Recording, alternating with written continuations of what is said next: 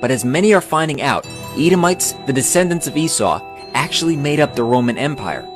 As a matter of fact, the Jewish Encyclopedia also states that the name Edom is used by the Talmudists for the Roman Empire, and they applied to Rome every passage of the Bible referring to Edom or to Esau. Where is Edom today? Esau's land was called Edom.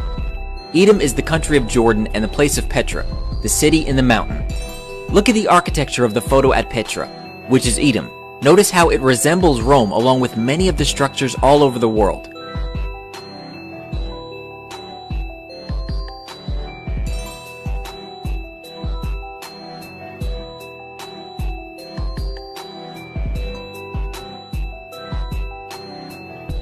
Our sports stadiums resemble the Colosseum. Even modern-day sports are in fact derived from Rome. European systems of government are set up like the early Roman Empire, having both Senate and the Republic, local government, and other things as well. Esau's descendants are called Edomites. Later, they're called Idumeans. Idumea or Edom in Hebrew was the region south of Judea, originally inhabited by the reputed descendants of Jacob's brother Esau. Edom was periodically subjected to Judea under David and Solomon the Maccabees, homeland of the house of Herod. There were no natural boundaries between Idumea and Judea, so the borders were always in flux. According to the Jewish Encyclopedia, 1925 edition, in 163 BC, Judas Maccabeus conquered the Edomite territory for a time. They, the Edomites, were again subdued by John Hyrcanus about 125 BC, by whom they were forced to observe Israelite rites and laws of the Torah. They were then incorporated with the tribe of Judah, and their country was called by the Greeks and Romans Idumea. With Antipater the Idumean began the Idumean dynasty that ruled over Judea till its conquest by the Romans. From this time, the Idumeans ceased to be a separate people. Therefore, Edom later became known as the Roman Empire. With the sacking of Rome by the barbarians came the mingling or spoiling of Esau's seed, thus fulfilling the prophecy of Jeremiah 49:10. But I have made Esau bare. I have uncovered his secret places, and he shall not be able to hide himself. His seed is spoiled, and his brethren and his neighbors, and he is not. The Goths were Ukraine, Romania, Moldova, Belarus, Poland, and Scandinavia. The Saxons were Germany, the Dutch, the English, Northern Albania, Great Britain, Scotland, Ireland, and Wales. The Franks were France. The Lombards were Italy. The Vandals were East Germany, which were known for their senseless destruction, which is where we get the term vandalism. Vandalism is the behavior attributed originally to the Vandals by the Romans in respect of culture, ruthless destruction or spoiling of anything beautiful or venerable.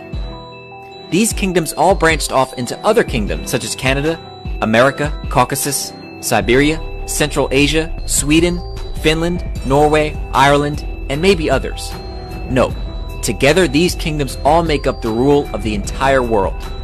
Esau and his kingdoms, Edom, will be ruling at the end of the world, and Jacob will rule afterward in the millennium under the Messiah, Yeshua.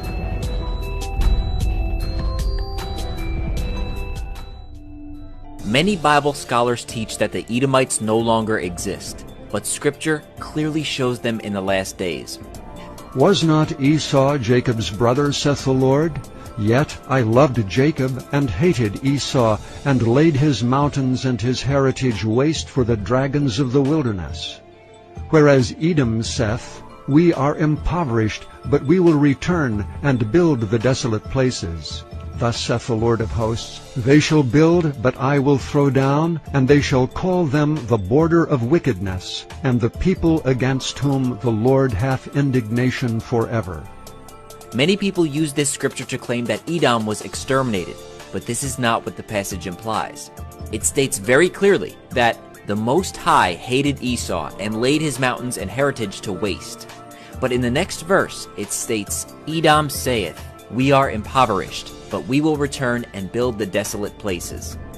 At the time of Malachi's prophecy, Edom was a wasteland between 445 and 432 BC. How do we know this? The Most High said, I laid, past tense, his mountains and his heritage to waste. Edom's response was, We will return and build the desolate places. So if Edom was completely destroyed, how could they say that they'd return? And why would Scripture give reference to Edom still being around in the last days? The Most High's response was, "They shall build, but I will throw down." This is a future prophecy that Edom will return and rebuild, but the Most High will destroy his kingdom in his final judgment against Edom in the last days. For Esau, Edom is the end of the world, and Jacob is the beginning of it that followeth. 2 Esdras chapter 6 verse 9, the Apocrypha. The prophecy in Isaiah chapter 63 verses 1 through 6 confirms that this is indeed what will happen. Who is this that cometh from Edom, with dyed garments from Bozrah?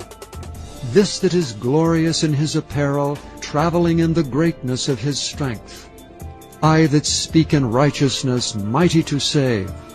Wherefore art thou red in thine apparel, and thy garments like him that treadeth in the wine-fat?